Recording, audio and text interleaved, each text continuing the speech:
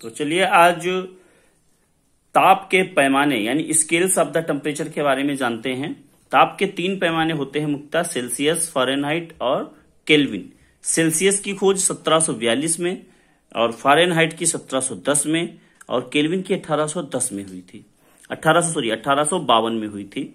Celsius पैमाना इस तरीके से डेवलप किया गया कि पहले पिघलते हुए बर्फ में इसको रखा गया और जो पारा सबसे निचले पॉइंट पे था वहां पे एक निशान लगा लिया गया और फिर उबलते हुए जल के ताप में रखने पे जहां तक पारा चढ़ा उसको एक अपर पॉइंट लगा लिया, यानी बॉइलिंग पॉइंट ऑफ वाटर पे एक पॉइंट लगा लिया गया और उसके बीच की दूरी को 100 बराबर भागों में बांट दिया गया और प्रत्येक भाग को 1 डिग्री कहा गया।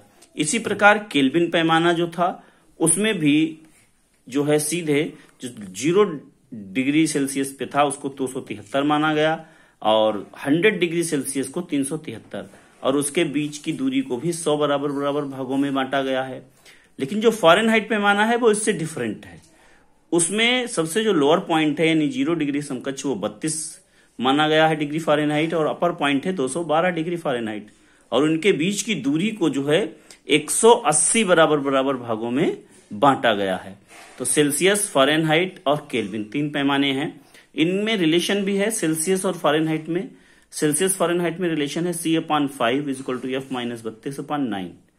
केल्विन K = 273+, यानी सेल्सियस में 273 जोड़ देंगे तो हमको केल्विन का मिल जाएगा वैल्यू और सेल्सियस की वैल्यू निकालनी है तो केल्विन में से 273 घटा देंगे।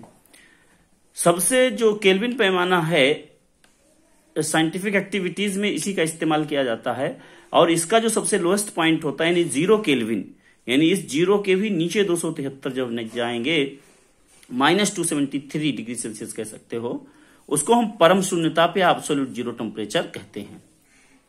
हमारे शरीर यानी स्वस्थ मनुष्य के शरीर का ताप जो है वो 37 डिग्री सेल्सियस या 98.6 डिग्री फ़ारेनहाइट होता है।